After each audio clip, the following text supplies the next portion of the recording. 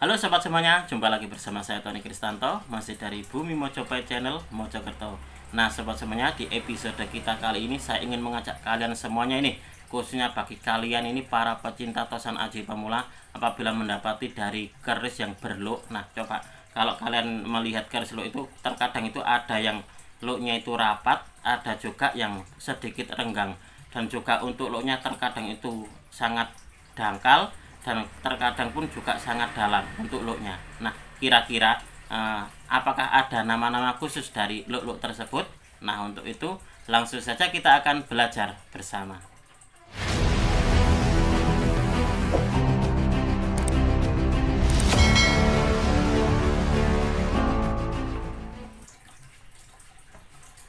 Nah, sobat semuanya, di sini langsung saja ini nanti saya akan memberikan contoh kepada kalian semuanya bahwasanya di dalam sebuah pusaka atau di dalam babakan tosan aji itu mengenal yang namanya ada luk rengkol, lalu juga ada luk kembo, lalu juga ada luk sinandi. Nah, dan di luk rengkol ini sobat semuanya ternyata juga dibagi lagi menjadi dua, yaitu sarpo ngelangi dan sarpo lumampah atau lumaku. Nanti kita akan melihat contohnya seperti apa sih luk rengkol itu, luk kembo dan juga luk sinandi. Nah, di sini saya sudah menyiapkan ini contoh-contohnya dari ini. Nah, ini adalah pusaka dengan luk 13, nanti juga ada yang luk 7, ada luk 5, nanti kira-kira masuk di luk yang mana dan juga masuk kira-kira namanya apa. Nah, seperti itu. Nah, sobat semuanya, ini langsung saja kita akan langsung untuk belajar mengenal nama-nama dari luk. Bahwasanya di dalam babakan tosan aji itu sepengetahuan saya ada 3 jenis luk. Yang pertama adalah luk rengkol. Nah, luk rengkol itu apa? Adalah penamaan bagi salah satu ragam luk keris atau tombak, yang artinya luk dengan lekukan amat dalam dibandingkan dengan luk keris pada umumnya. Jadi untuk lekukannya sobat semuanya itu sangat-sangat dalam. Jadi untuk dilekukannya itu sangat ekstrim, itu seperti itu. Itu adalah keris dengan luk rengkol. Dan luk rengkol ini sobat semuanya ini dibagi lagi menjadi dua macam jenis. Yang pertama adalah sarpo ngelangi atau yang bermakna ular berenang. Ini adalah penyebutan untuk keris yang jumlah luknya ini di bawah 7. Kalau saya pribadi lebih menyebutnya 7 ke bawah. Jadi mulai dari luk 1, luk 3, luk 5 dan juga luk 7 itu disebutnya adalah sarpo ngelangi. Nanti bentuknya seperti apa akan saya tunjukkan untuk contohnya. Lalu untuk selanjutnya adalah keris luk rengkol dengan jenis sarpo lumaku. Jadi sarpo lumaku artinya adalah ular berjalan. Ini adalah untuk keris yang jumlah luknya ini 9 atau lebih. Jadi 9 sampai dan seterusnya ke atas itu adalah disebutnya sarpo lumaku. Nah, sarpo lumaku atau sarpo ngelangi ini bedanya di apa, Mas? Kalau kalian melihat bentuk dari ular berenang. Nah, ular berenang dan juga ular berjalan. Kalau ular berenang itu dia kan lekok-lekoknya itu agak jarang, jadi tidak begitu rapat. Berbeda kalau dengan ular sedang berjalan. Kalau berjalan itu lenggoknya itu semakin semakin banyak, itu seperti itu. Jadi berbeda dengan kalau ular itu berenang. Coba saya akan memberikan sebuah contoh dari luk rengkol itu seperti apa. Nah, di sini saya akan memberikan contoh di keris ini sobat semuanya. Nah, di bagian keris keris yang kelat ini. Nah, kalau kalian amati di sini, ini adalah untuk luknya sendiri.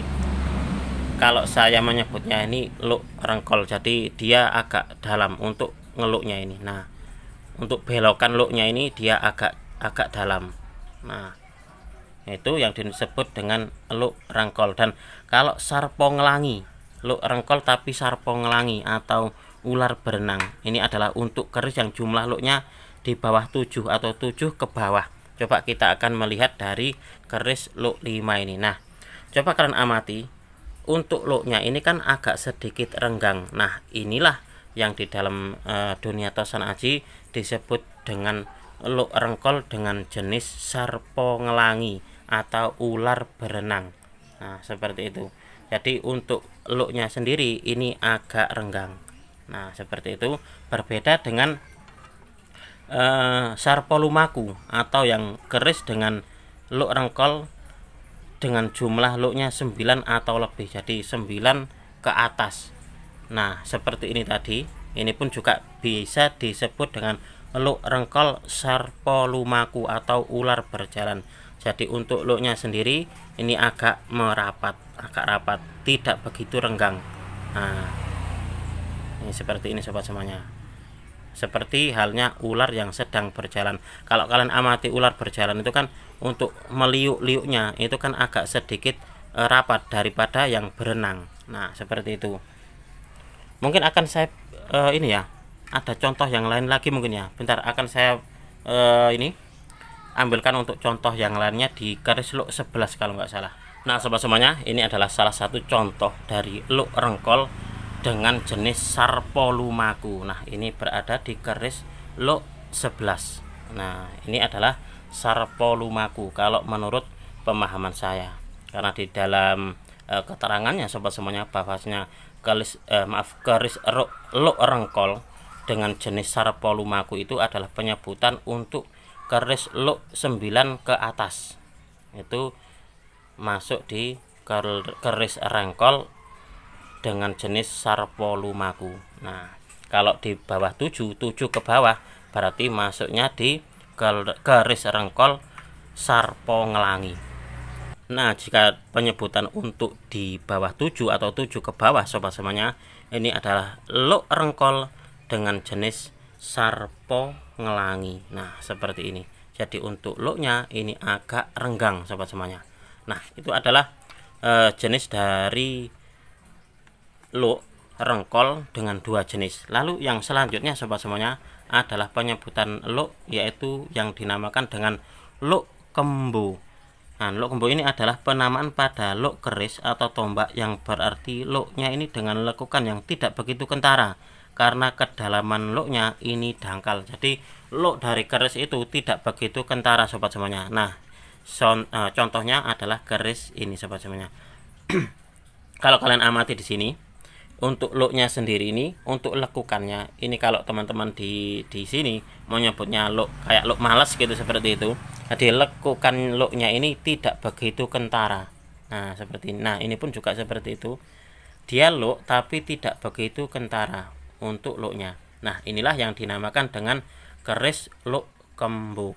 Dan juga untuk penyebutan luk ini sobat semuanya ternyata juga bisa menjadi sebuah ciri dari tangguh tertentu. Nah, seperti itu.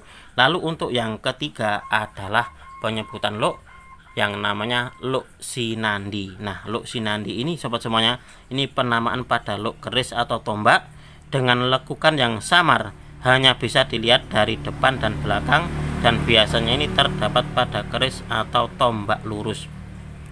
Jadi yang ketiga ini adalah dia luknya luk sinandi. Nah, sobat semuanya, akan saya contohkan ini di sini. Kalau untuk di luk sinandinya, mohon maaf sekali saya tidak ada contohnya, hanya saja ini akan saya tunjukkan bahwa jika kita melihat atau kita ingin melihat bahwa keris tersebut luk sinandi atau bukan, maka kita akan kita harus melihatnya dari depan ataupun juga dari belakang. Kalau dari samping seperti ini tidak bisa. Kalau untuk luk sinandi, karena apa? Karena dari luk sinandi sendiri sobat semuanya akan dapat kita baca atau kita lihat itu saat kita melihatnya dari depan atau belakang seperti ini. Nah, kalau di sini nanti akan terlihat seperti kayak apa ya?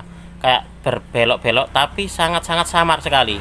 Nah, belok-belok seperti ini, dan kebanyakan kalau menurut sepengetahuan saya atau menurut pengalaman saya sobat semuanya, itu biasanya banyak sekali di keris-keris ini loh, keris-keris bedok sumbru. Nah, seperti kayak pejetan itu loh. Nah, seperti itu. Itu adalah penyebutan dari luk sinandi. Cuma untuk di contohnya di koleksi saya ini sobat semuanya, ini saya tidak mempunyai untuk di keris luk sinandi. Tapi saya katakan kepada kalian semuanya, saya beritahukan kepada kalian semuanya bahwasanya jika kita ingin melihat pusaka kita itu Luk Sinandi atau bukan, maka kita harus melihatnya dari bagian depan dan juga belakangnya, atau bagian sisi tajamnya seperti ini. Nah gitu. Kalau dia ada semacam kayak luk seperti ini dan sangat samar sekali, itulah yang dinamakan dengan pusaka dengan Luk Sinandi. Nah demikian tadi sobat, semoga video ini bisa bermanfaat bagi kalian semuanya, bahwasanya setelah ini kita jadi tahu mana itu Luk Rengkol, mana Luk Kembo, dan juga mana Luk Sinandi. Semoga video ini bisa bermanfaat bagi kalian semuanya, khususnya bagi kalian para pecinta tosan aji pemula. Apabila ada kesalahan ataupun juga ada kekurangan dalam saya menyampaikan review tadi, saya memohon maaf yang sebesar-besarnya. Dari saya cukup sekian, terima kasih dan salam dari bumi Mojopahit.